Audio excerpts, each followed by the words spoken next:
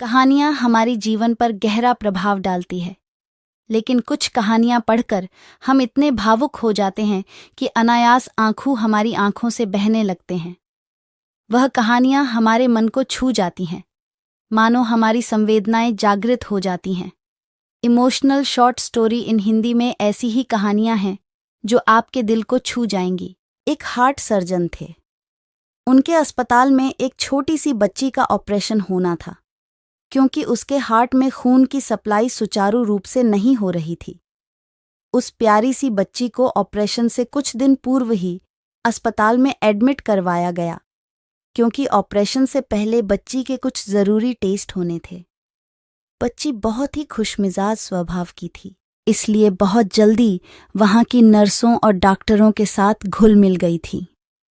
Operation से पहले जिन doctor साहब ने उसका ऑपरेशन करना था, वह उससे मिले और उसे समझाने लगे कि तुमको बिल्कुल भी डरना नहीं है, सब कुछ ठीक होगा।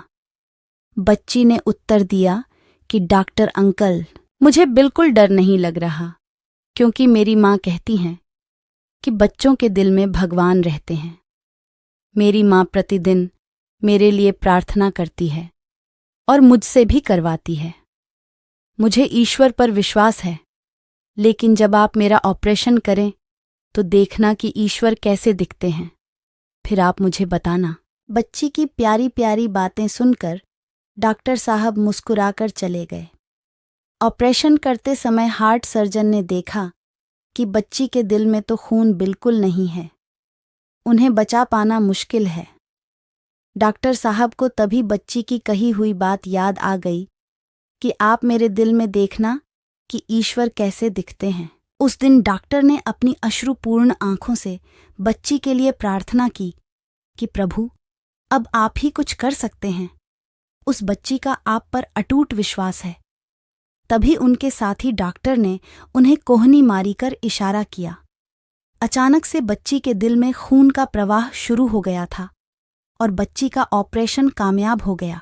बच्ची के ठीक होने पर डॉक्टर ने बच्ची से कहा कि मैं तुम्हारे दिल में ईश्वर कैसे दिखते हैं यह तो नहीं देख पाया, लेकिन ईश्वर को की गई प्रार्थना की शक्ति का जो अनुभव मैंने देखा है, वो इससे पहले मैंने कभी नहीं देखा था।